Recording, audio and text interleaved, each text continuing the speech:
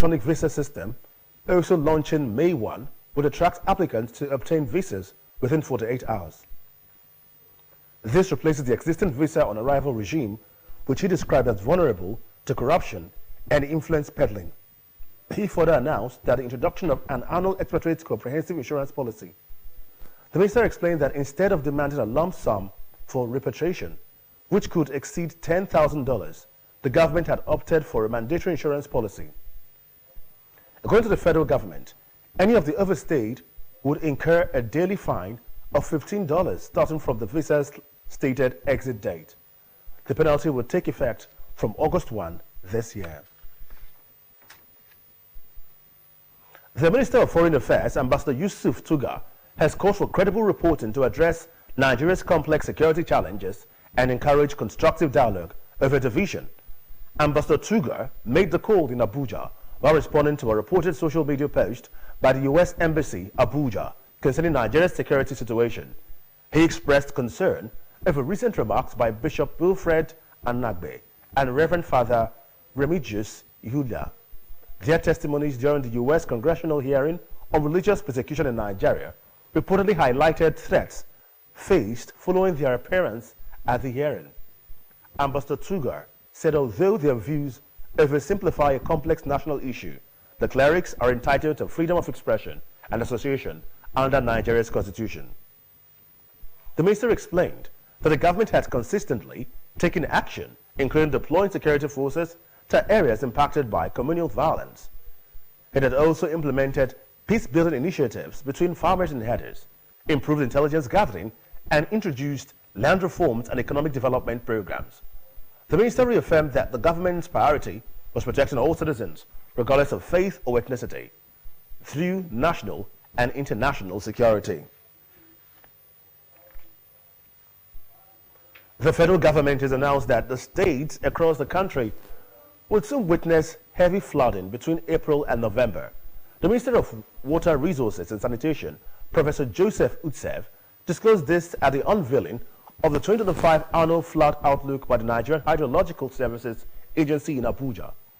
Professor Utsev identified the high flood risk states as Abia, Adamawa, Akwa Ibom, Anambra, Bauchi, Bayelsa, Benue, Borno, Cross River, Ebonyi, Edo, Gombe, Imo, Jigawa, and Delta. Others are Kebbi, Kogi, Kwara, Lagos, Nasarawa, Niger, Ogun, Ondo, Osun, Oyo, Rivers, Sokoto, Taraba, Yobe, Zamfara, and the FCT. The minister raised concerns that flooding remained one of the devastating natural disasters in Nigeria, with climate change accelerating its frequency and severity. He also predicted that coastal and riverine areas such as Bayelsa, Cross River, Delta, Lagos, Ogun, Rivers, and Ondo states would experience flooding due to the rise in sea level and tidal surge, and this would impact fishing, wildlife, habitation, and river navigation. Earlier in his address, Permanent Secretary of the Ministry of Water Resources and Sanitation, Mr. Richard Filangwa, urged stakeholders to prioritize early response. The Chief of Air Staff, Air Marshal Hassan Abubakar, has called for the nationwide adoption of the Nigerian Air Force College of Nursing Sciences, pioneering air mobile first aid training, describing it as a critical step towards transforming emergency healthcare delivery in Nigeria. The Air Chief, who was represented by the Chief of Medical Services, Air Vice Marshal Anthony Ekpe, stated this during the matriculation for 120 newly admitted National Diploma 1 Set 6 students of NAFCONs held at NAF Base, Kaduna. According to Air Abubakar, the air mobile first aid training designed to equip nurses with rapid response capabilities in challenging environments, including air medical evacuation and austere conditions, had the potential to become a cornerstone of the national nursing curriculum. He also praised the collaboration between NAFCONs and the Nigerian Air Force School of Medical Sciences and Aviation Medicine, calling it a model of readiness for crisis response and emergency care in complex terrains. Air Abubakar lauded NAFCONs for consistently setting new benchmarks in nursing education. He commended the college's ability to produce competent and compassionate healthcare professionals while fostering unity by training both military and civilian students in a values-driven academic environment. Earlier in his welcome address, the Commandant of NAFGUNS, Squadron Leader Boyi Elisha, thanked the Chief of Air Staff, the Chief of Medical Services, the Nursing and Midwifery Council of Nigeria, and the National Board of Technical Education for their steadfast support. He highlighted the college's 100% success rate in national licensing exams and reaffirmed its commitment to producing world-class nurses for civilian and military service.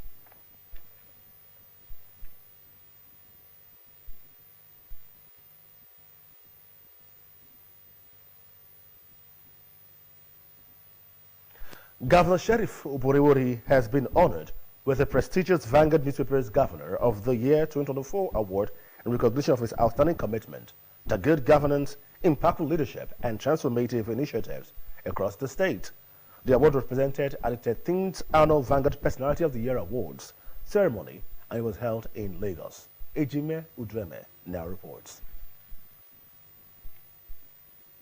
The award celebrates public officials who have demonstrated excellence in public service, infrastructural development, economic transformation, and people-oriented leadership.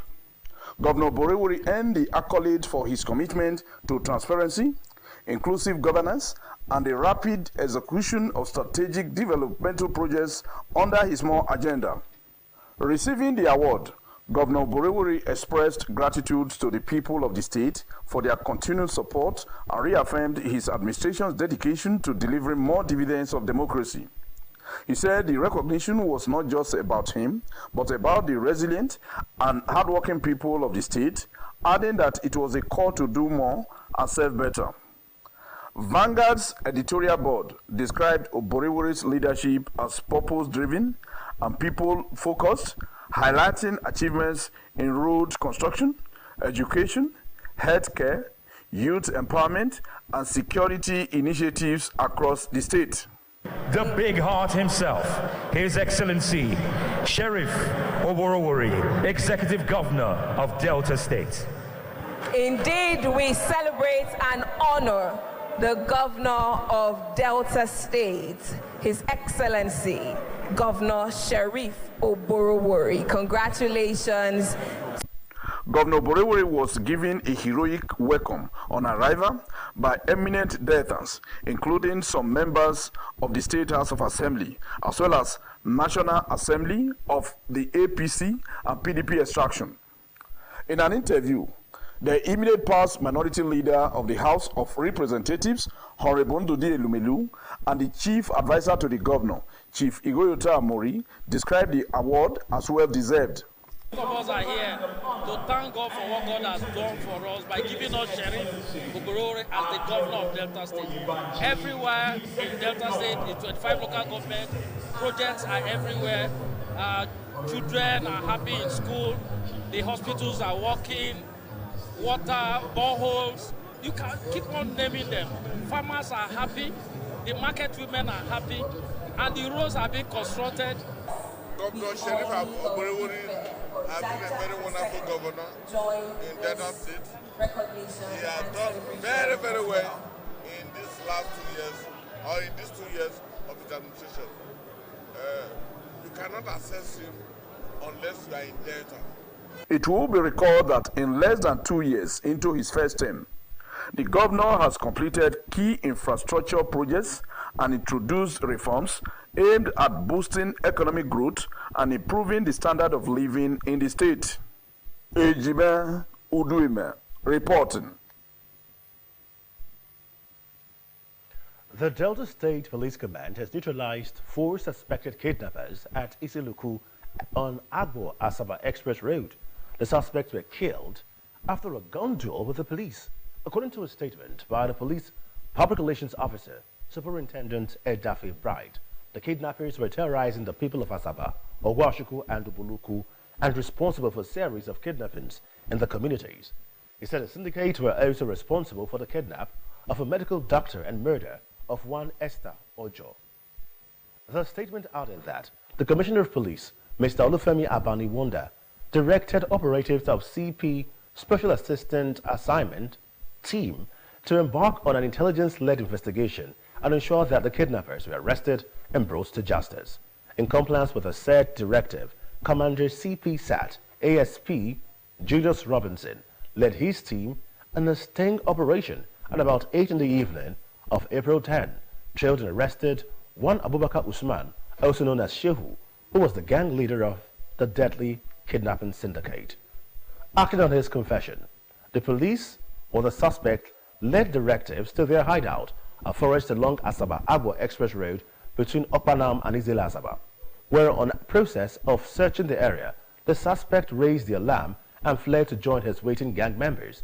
The gang members engaged a team in a fierce gun duel, during which 4 of the suspects, including the said Usman Abubakar, sustained serious gunshots. 3 AK-47 rifles, 90 rounds live ammunition were recovered. The injured suspects were taken to the General Hospital of Ouagadougou, where they were confirmed dead by the medical doctor on duty. CP Abaniwande commended the gallantry of operatives of CP SAT, noting that their braveness was worth emulating. He enjoined Deltans to keep providing the police with useful and credible as well as timely information.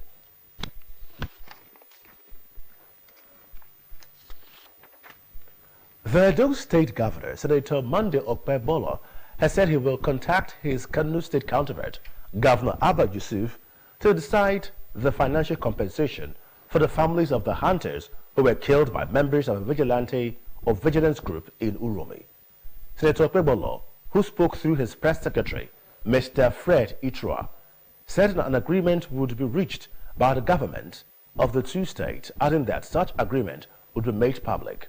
Receiving delegation on Thursday, the Edo State Governor disclosed that the federal government, in collaboration with the state government, had also set up a fact-finding committee to look into the circumstances surrounding the recent killings. The governor said President Bola Tinubu was not happy over what happened in Uromi, adding that the president was determined to ensure the state and nation were safe for everybody to live and do business. He said the recommendations of the Kano state government would be looked into, adding that Governor Yusuf would be contacted on the next line of action. In the southeast, the Anambra state government has issued a September deadline to all unaccredited private schools operating in Anambra state to regularize their operations or risk shutting down. The State Commissioner for Education in Anambra State, Professor Ngozi Chuma Ude, stated this during a stakeholders meeting with proprietors of private schools in Awka. Professor Chuma Ude expressed dissatisfaction over the continuous operation of unapproved schools despite several warnings and an extended grace period granted by the state. She said the meeting was aimed at finding out from the proprietors the reason for the delay in getting approval. The commissioner noted that she obtained permission from the governor to extend the grace and had been restraining the task force from enforcing the shutdown, but proprietors had continued to delay. During the meeting, some proprietors raised concern about individuals impersonating government officials and attempting to extort money from them. In response, the commissioner assured the stakeholders that the ministry would investigate the matter. It was gathered that the state government of Anambra had identified no fewer than 2,000 unaccredited private schools operating across the 21 local government areas of that state. You're watching Delta TV Main News. Still to come, Gabon goes to the poll in the first presidential election after 2023 coup. Stay with us.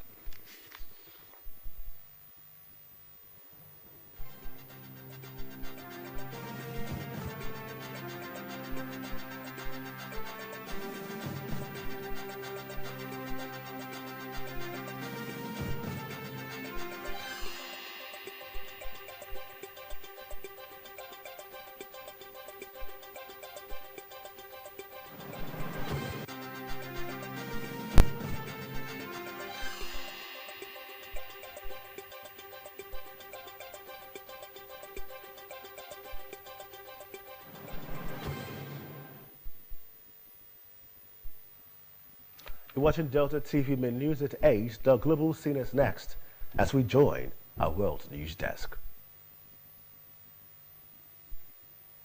Gabon school leader Brice Oligui Nguema is looking to cement its grip on power as the oil-producing Central African nation hosts a presidential election today that analysts expect to be a one-sided affair.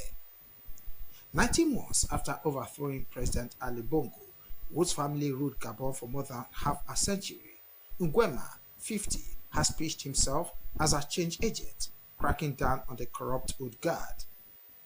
In the capital, Libreville, turnout appeared higher than during the 2023 election that precipitated the coup, where Bongo was named winner of a third term in a process the opposition denounced as fraudulent.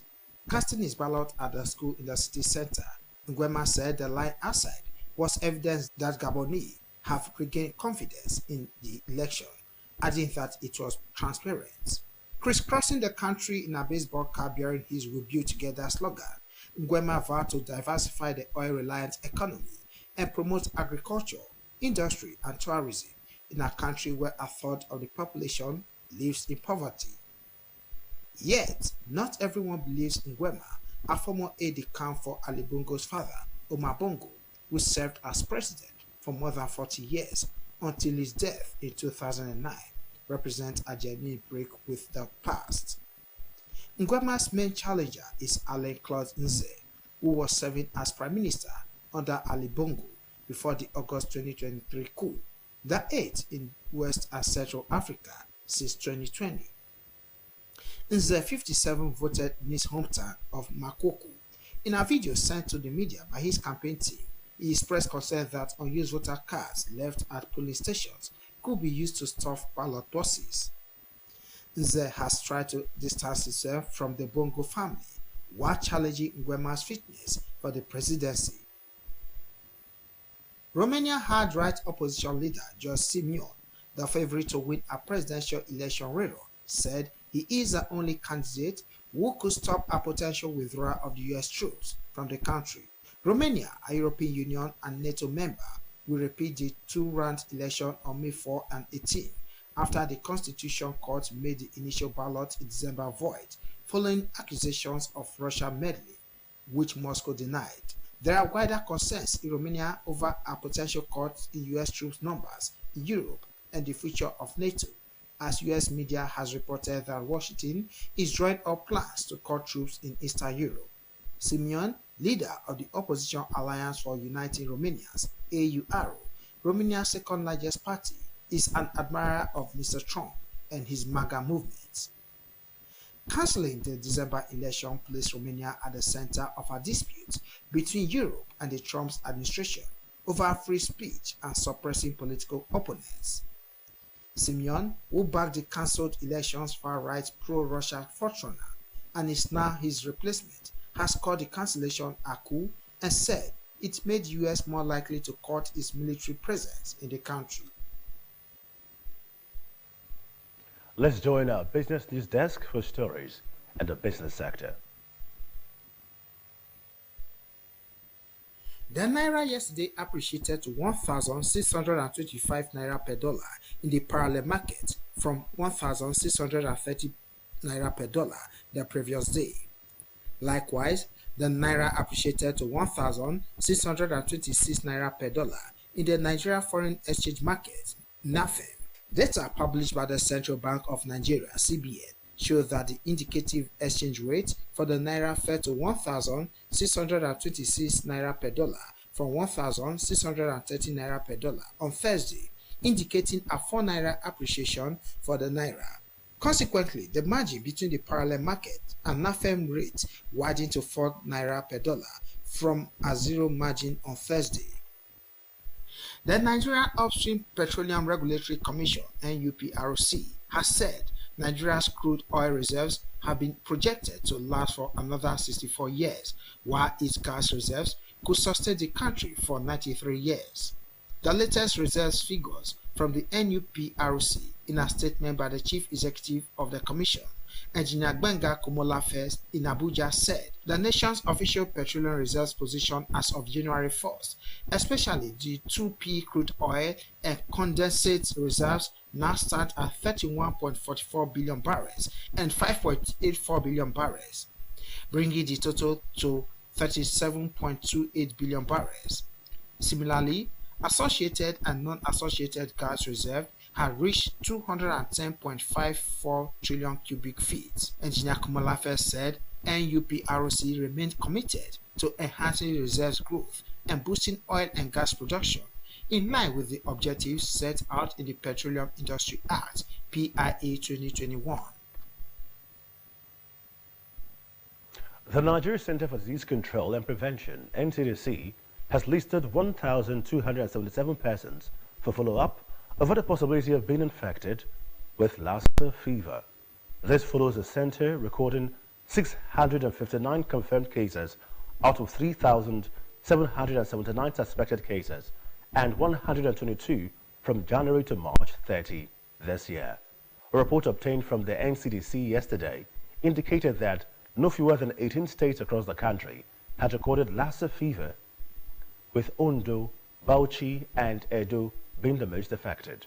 The report shows that the contacts under follow-up number 1,277, while the contacts that have completed follow-up total 1,448. According to the NCDC, the disease had affected 20 healthcare workers in 8 states so far this year. Lassa fever is an acute viral hemorrhagic fever caused by the Lassa virus.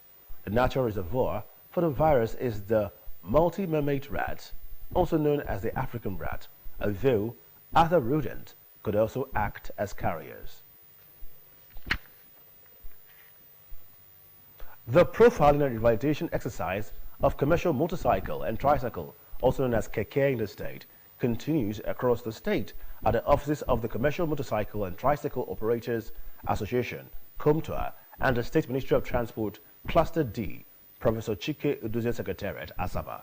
A statement signed by Director of Public Information or Public Communication, Functioning Permanent Secretary of Ministry of Information, Teresa Oliko, says the exercise is designed to enhance the security of motorcycle and keke operators as well as that of passengers in order to enable the state government to have a database of operators for the purpose of planning.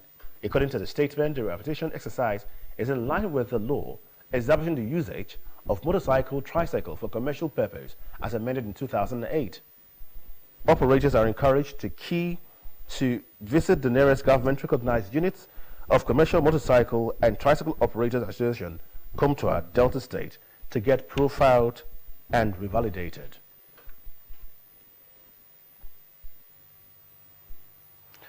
The State Committee for Youth Enlistment into Military and Paramilitary Services has enjoined eligible Deltans to apply for the Nigerian Defense Academy NDA 77th Regular Course Admission. A statement released by the Delta State Bureau for Orientation and Communications, Governor's Office Asaba, says interested Deltans are to apply at www.ndaapplications.net by clicking the Purchase Access Code to fill in details on the payment of 7,000 Naira to obtain order ID and remitter retrieval preference code. The statement said the online application is open to male and female candidates of Delta State origin and members of the public. Candidates must have a minimum of 5 credits in relevant subjects, including the English language and mathematics in GCE or SSCE or NECO certificate, must apply in the 2025 Joint Admissions and Matriculation Examination, UTME, and must choose NDA as first choice of institution. They must have a UTME score of 210 points for engineering and 180 points for arts, social sciences, and science courses.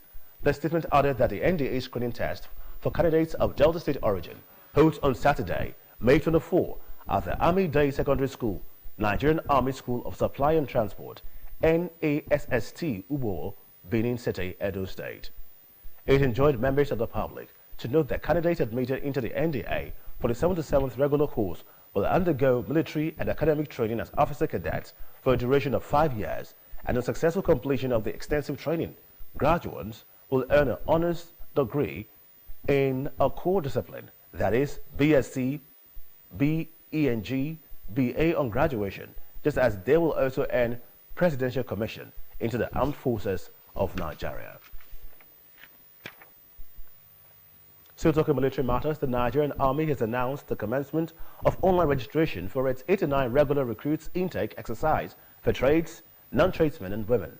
According to a statement signed by Director of Public Communication and Functioning Permanent Secretary, Ministry of Information, Mrs. Teresa Oliko. Interested Deltas are advised to apply via the official recruitment portal at www.recruitment.army.mil.ng. The statement added that applicants are expected to be single, Nigerian citizens by birth, must possess a valid national identity card, NIN, and a valid birth certificate endorsed by the National Population Commission. Applicants must be between the age brackets of 18 to 22 years for non-tradesmen and women, and not more than 26 years for tradesmen and women as at 30th June, and must not be less than 1.68 for male and 1.65 meters tall for female candidates. Also, interested candidates must also be medically, physically, and psychologically fit in accordance with the Army standards and must have at least 4 passes, including English language, in WAEC, NECO, GCE, NAPTEP, and tradesmen and women must possess a valid trace test certificate. The statement further added that candidates' documents submitted will be verified with appropriate issuing authorities, and those found to have provided fake documents will be handed over to the police for prosecution. It encouraged Deltans to take advantage of the opportunity and be recruited into the Nigerian Army, which is a veritable means of bringing out jobless Delta youths from the unemployment market into paid and pensionable employment in the Army, which is in line with the moral agenda of the state. Governor Sheriff Oborevwori has extended warm felicitations to renowned Niger Delta activist and former militant leader, High Chief Government Okpemolo, popularly known as Tompolo, as he marks his birth anniversary. In a statement by his Chief Press Secretary, Sir Festus Awo, Governor Oborevwori described him as a distinguished son of the Niger Delta who had made remarkable contributions to the peace, stability, and development of the region and the nation at large. He commended the former militant leader for his role as chairman of Tantita Security Services, noting that his leadership had been instrumental in the fight against oil theft in the Niger Delta, leading to improved oil production and enhanced national revenue. The governor also acknowledged that both the state government and the Niger Delta and the federal government recognize and appreciate Tompolo's unwavering efforts in promoting peace and security in the region. Governor Oborevwori prayed God to continue to bless him with good health, wisdom, and strength to further his service to the nation and humanity. Meanwhile, the Speaker of the State House of Assembly, Right Honorable Emomotimi Guo, had felicitated with High Chief Government Ekpemupolo, popularly known as Tompolo, on his birth anniversary.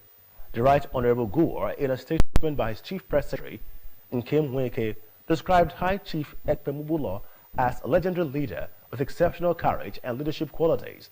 He said his celebrant's guidance, wisdom, and inspiration had shaped countless lives. The Speaker wished him another wonderful year of seamless leadership, growth, and success. The Right Honorable Guo, on behalf of his family, constituents of Warri Southwest, associates, and the entire state legislature, celebrates the Niger Delta enigma for the incredible impact he had made and would continue to make in the society. And now sports. La Liga have rejected Real Madrid's request to have this weekend's fixture against Alaves brought forward by 1 day. Los Blancos made the appeal to enable their squad get more rest ahead of the Champions League quarter-final second leg against Arsenal. Carlo Ancelotti's men will play tomorrow, 3 days before they will attempt to overturn a 3-0 deficit at the Bernabeu.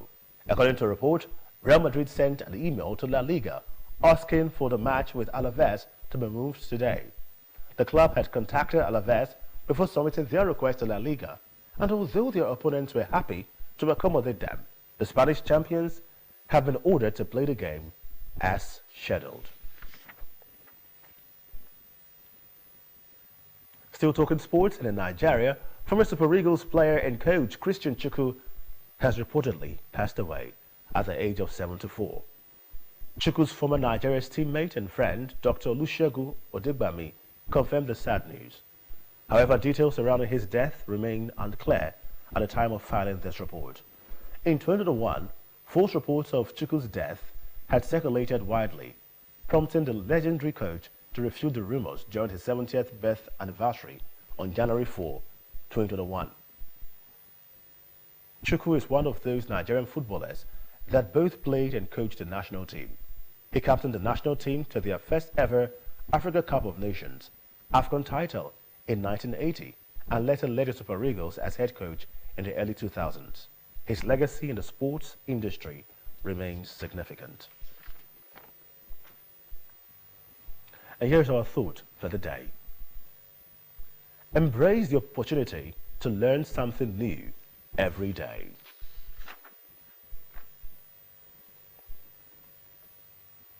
And now to end the news, the main points again. Governor Sheriff Oborevwori has been honored with the prestigious Vanguard newspaper's Governor of the Year 2024 award in recognition of his outstanding commitment to good governance, impactful leadership, and transformative initiatives across the state. The award was presented at the 13th Annual Vanguard Personality of the Year Award ceremony held in Lagos. The Delta State Police Command has neutralized 4 suspected kidnappers at Iseluku on Agbo-Asaba Express Road. The suspects were killed after a gun duel with the police. The federal government has announced stricter immigration penalties, warning that expatriates who overstay their visas beyond 6 months will face a 5-year entry ban, while 1-year overstay will attract a 10-year ban. The Minister of Interior, Dr. Olubunmi Tunji-Ojo, stated this while unveiling the Ministry of Interior's new expatriate administration system during a meeting with the organized private sector and other stakeholders at Nigeria's Employers Consultative Association House in Ikeja, Lagos. And from the foreign scene, we reported that Gabon's coup leader, Brice Oligui Nguema, is looking to cement his grip on power as the oil-producing Central African nation holds a presidential election today that analysts expect to be a one-sided affair. 19 months after overthrowing President Ali Bongo, whose family ruled Gabon for more than half a century, Nguema, who is 50, has pitched himself as a change agent, cracking down on the corrupt old guard.